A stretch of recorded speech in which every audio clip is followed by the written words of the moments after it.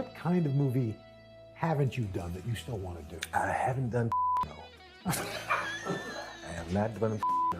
What kind of movie haven't you done that you still want to do? I have not done a no, and I think that would shake people up right now if I made that twist. Nobody in Hollywood has a gift for answering questions and breaking celebrities in the funniest way possible, quite like Eddie Murphy. And the wild part is, most of the time he isn't even trying. From the moment Eddie gets on a stage, he doesn't stop making people laugh. Whether he's roasting Michael Jackson's public statements, dissecting Mike Tyson's mannerisms, or casually admitting he stole hubcaps while already on SNL, Eddie has a superpower. He makes staying professional absolutely impossible. Today, we're counting down the moments when Eddie Murphy's legendary wit left everyone in the room completely helpless with laughter. Let's get into it. Chapter 1, the time Eddie made Tracy Morgan Ballpark Franks. Tracy told me that he went to your house and you made him, as he said over and over again to me, Ballpark Franks. Tracy Morgan has told this story over and over again, and every time, it's gold. Tracy told me that he went to your house and you made him Ballpark Franks. He said, I went over there. He made me Franks, Ballpark Franks. That's why I'm always gonna be cool with Eddie, cause he made me them Franks. Eddie Murphy, one of the biggest comedy legends of all time, personally grilled hot dogs for Tracy Morgan. Not filet mignon, not caviar, Ballpark Franks. The audience lost it. Tracy meant it as the highest compliment, and coming from Eddie, it probably was. Chapter 2, Bubbles the Chimp Warning. Had his chimps.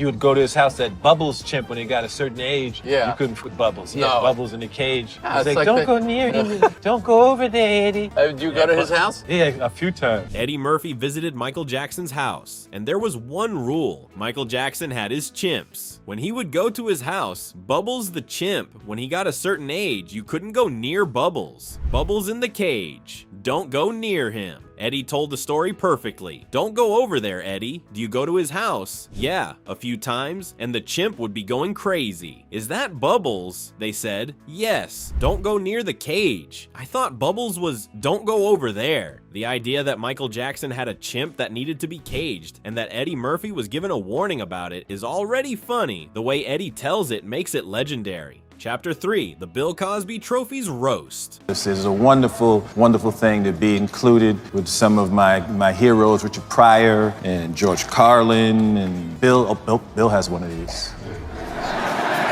While receiving the Mark Twain Prize for American Humor, Eddie Murphy looked out at a room full of comedy legends. Then he addressed Bill Cosby. This is a wonderful thing to be included with some of my heroes. Richard Pryor, George Carlin, and Bill. Oh, Bill. Bill has one of these. Did y'all make Bill give his back? The audience gasped. Then they laughed. Then Eddie kept going. No, cause I know there was a big outcry from people. They was trying to get Bill to give his trophies back. You know you're up when they want you to give your trophies back. Then he did the voice, the Cosby voice. Do one show. We just come out and just talk crazy. Now, I would like to talk to some of the people who fail that I should give back my trophies. Eddie Murphy roasted Bill Cosby at the Mark Twain Prize in front of everyone, and he made it hilarious. Chapter 4, stealing hubcaps while on SNL. So your first season at Saturday Night Live, and you saw something on a car that you liked in a parking lot or something. You know? No. So I stole some hubcaps. Yeah, that's it.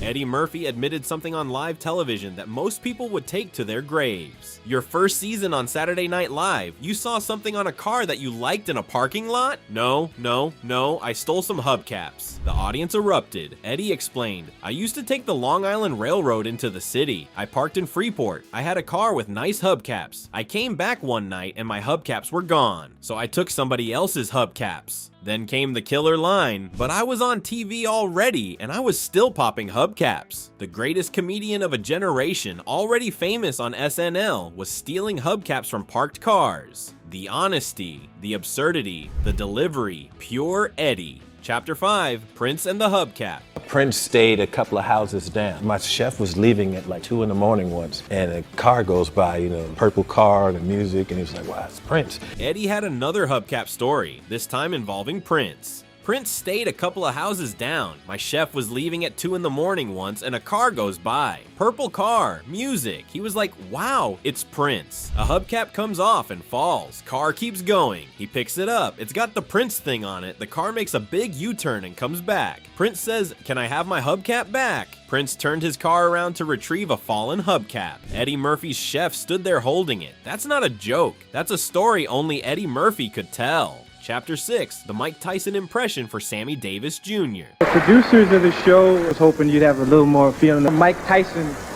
more Mike Tysonism, like, hello ladies and gentlemen, Sammy and I would like...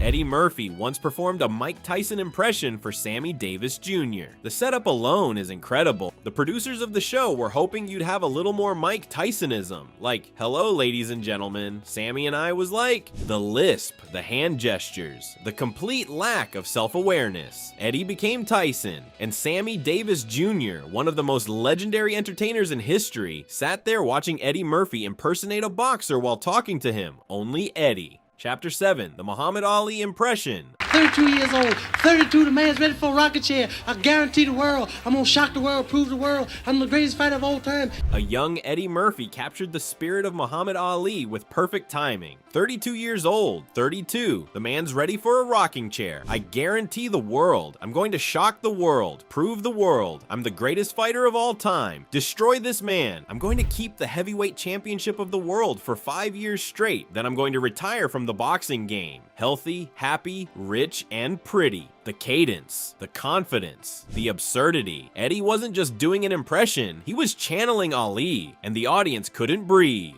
Chapter 8, the time Eddie predicted a black president in 1982. Then I'm gonna run for president, because we haven't had any black presidents lately either, have we? Somebody black should run, it'd be different. There's nothing to lose, it'd be fun, man. Decades before it actually happened, Eddie saw the future. Then I'm gonna run for president, cause we haven't had any black presidents lately either, have we? Somebody black should run, it'll be different. There's nothing to lose. It'd be fun, man. It can't get no worse than it's been the past 100 years. I figured why not take the risk? Then he did the speech. My fellow Americans, there's a president up here. We the people must get together and join hands. Are you people out there? I don't think I'm too happy about this. Eddie Murphy predicted Barack Obama in 1982, and he made it funny. That's not comedy, that's prophecy. Chapter 9, Michael Jackson needed a hand. First, I'd like to thank, could you lift that up, please? I can't wait.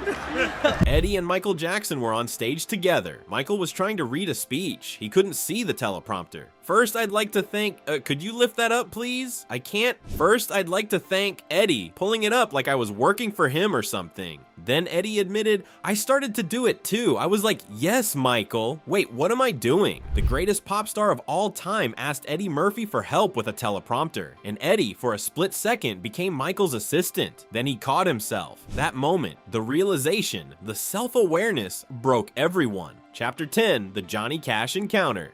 The Johnny Cash. At the Johnny, Eddie, you gonna come to the after party tonight, Eddie? June and I sure do love you. Eddie met Johnny Cash at SNL. Cash invited him to an after party. Are you going to come to the after party tonight, Eddie? June and I sure do love you. Eddie's delivery of that line, the deep Cash voice, the casual warmth, was perfect. The idea that Johnny Cash and June Carter were waiting to hang out with Eddie Murphy is already amazing. The way Eddie tells it makes you feel like you were there. Chapter 11, the James Brown tribute that went too far. For being with us tonight, Mr. Brown. Look at him!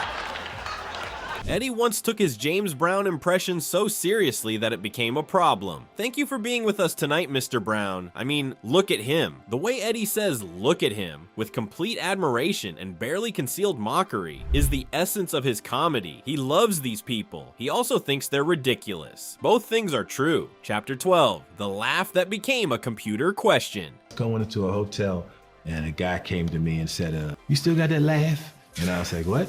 He said, you still got that laugh? And I said, yeah. He said, hey, man, was that computer? Eddie Murphy's laugh is iconic. So iconic that someone once asked him if it was real. I was coming into a hotel and a guy came up to me and said, "You still got that laugh?" I said, "Yeah." He said, "Hey man, was that computers?" He asked me if my laugh was done with computers. Eddie's reaction, I didn't even know what to say. I feel like I'm still standing there. Someone asked Eddie Murphy if his natural laugh was computer generated, in person, to his face. Eddie just stood there processing the question, while the rest of us try to process how anyone could think that. Chapter 13, the Sammy Davis Jr. Trivia honoring Mike Tyson. The producers of the show was hoping you'd have a little more feeling. Mike Tyson, more Mike Tysonism, like, hello, ladies and gentlemen, Sammy and I would like. This moment deserves a second look. Eddie was asked to do more Mike Tyson for Sammy Davis Jr. The producers were hoping you'd have a little more feeling, more Mike Tysonism, like,